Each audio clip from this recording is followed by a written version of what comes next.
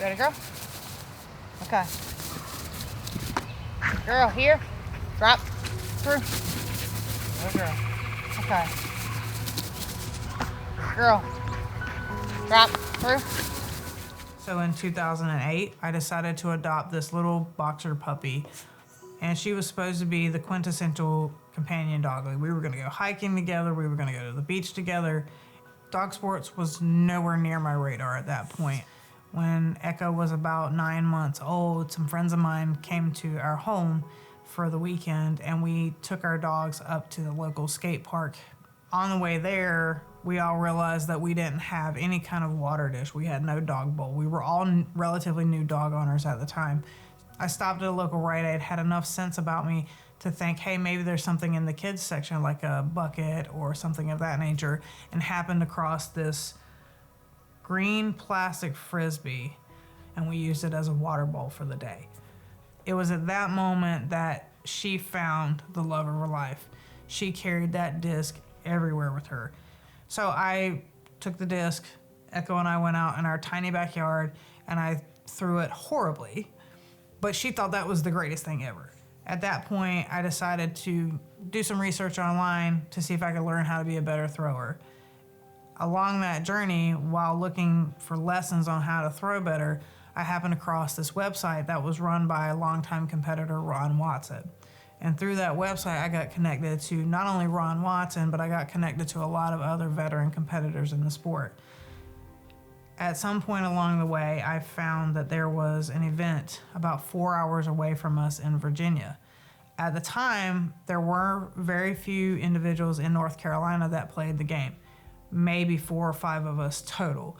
That same time, there was only maybe 1 or 2 events held annually within the state. So in June of 2009, I drove up with Echo to Jamaica, Virginia for Aussie Fest. My intention was to go and simply watch. And after some coercion by the club members in that area, I decided to sign Echo up for the next day, which was the Flying Disc Dog Open. So after we accidentally competed, I went home and tried to start a club in the city that we were living at the time. And the club was called Fly Dog, which was Flying Dogs of Greenville. And it was supposed to be an all-inclusive dog sport club. It wasn't just disc. It was supposed to include agility, it was supposed to include disc, and then really grow to any other dog sport. At that time, because Echo really had no interest in tricks, she therefore didn't really have an interest in doing freestyle, but I loved watching freestyle. It was so much fun to watch competitors synchronize their routines with music, and I really wanted to do that. So in late 2010, I started asking around. I got on the adoption list for a couple of Australian cattle dog rescues. I've always really wanted an Australian cattle dog. I love blue heelers. I had really wanted one for a while. A friend of mine in Florida sent me an email with a video attached of a dog in Ohio that was looking for a home. I felt like he was supposed to be with me, so I sent an email to the trainer that ultimately ended up with him, and I said, look, I'm really interested in this dog if it doesn't work out for you. About 2 weeks later, I got an email from her saying, hey, he's not really fitting into my pack of dogs, and he just really was not happy being in that situation. So we arranged for me to meet her husband in Knoxville, Tennessee about 2 weeks after that. Brick was like driving a Ferrari to me at the time. I didn't have any experience with Australian cattle dogs, and he had a lot of freestyle potential, but I didn't know a lot about the game. I was still learning how to do the tricks. I was still learning how to train the tricks. His first freestyle event was in January of 2011 in Millersville, Maryland. As I entered into the 3rd season of my career in canine disc, I started to realize that a lot of the new players, they didn't know who Eldon McIntyre was or Alex Stein was. They didn't know the story of Ashley Whippet. And I was very inspired to capture those stories and began my journey not only as a canine disc competitor, but I was also an aspiring filmmaker. That road led me to Ashley Whippet Hall of Fame curator Tom Worley. And I distinctly remember sitting in the parking lot of a big box store for nearly 2 hours pitching this film to him. And Tom became a very integral part of the development of this film and the production of the film because he literally knows everybody in the sport. So now 2 passions in my life were converging together. As production ramped up in my 5th season within the sport, I was afforded the opportunity to travel all around the country. I got to meet competitors from all over the world who traveled here for different World Finals events. I got to meet different predecessors and early competitors in the sport and learn their stories. I got to meet Alex Stein, I got to meet Eldon McIntyre, and Brick and I had the opportunity to go and compete in Pasadena, California, within walking distance of the Rose Bowl, which is where the first World Finals was held for the sport. As we rolled into 2019 and I was preparing to release Fly High, I knew it was time to get a third dog. And by happenstance, one day, this little blue heeler by the name of Boone crossed my feed. So I adopted Boone, changed his name to Banksy, and I had high hopes for him. I had great aspirations for him. You know, Brick was a great freestyle dog. He was coming into the footsteps of Brick to hopefully be an even better freestyle dog. And as he got older and more proficient, he did start to show an interest in disc until he didn't.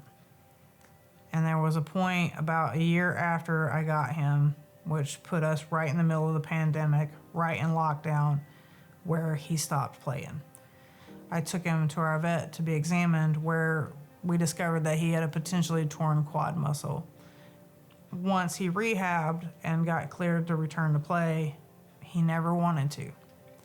You know, I tried to take it slow. I tried to rebuild his confidence. I tried to make him successful. I did all the things, admitting that I had this great, wonderful disc dog with so much potential. And because I wasn't attentive to his needs, now he hated the game. And I thought my career was over. I thought I was a terrible trainer. So I went from being in the echelon of the sport to basically irrelevant. I had a hard time with that. As Echo got older and started to have more medical problems, and as the inevitable was creeping up on us, I didn't know it at the time, but I met my life partner. When Echo did finally pass, Donette was the first person I called and said, can you just get me out of the house? Donette eventually moved into our home, and I had gone from 3 dogs down to 2 to now having 6, one of which is a beautiful gray and white border collie named Moxie. And Moxie had a love for disc, but unfortunately she had suffered an injury in which she had been rehabbing for almost 3 years of her life. And we really made it a priority to keep her safe, to keep her sound, and to get her back on the disc field. And what little did I know is that it would get me back on the disc field too. Now, after Echo passed away, one of the things that I really struggled with was I felt that Echo and I had been forgotten. I wanted some way to commemorate Echo along with all the other dogs that have gone before. I watched the end sequence of Fly High every now and again, and out of all of those dogs featured in the last 2 minutes of that movie, the only one still alive is Brick. And there's gonna come a time where Brick's not gonna be alive either. We wanted to host an event that not only celebrated the diversity of the dogs in the sport, but also celebrated the diversity of people. You know, as a queer individual, things haven't always been easy. Even things within the sport haven't always been easy. And I truly believe that disc is for all, and that disc should be for all. It should be for all dogs, all people, all abilities, all colors, races, ethnicities, religions. It should be for all of us.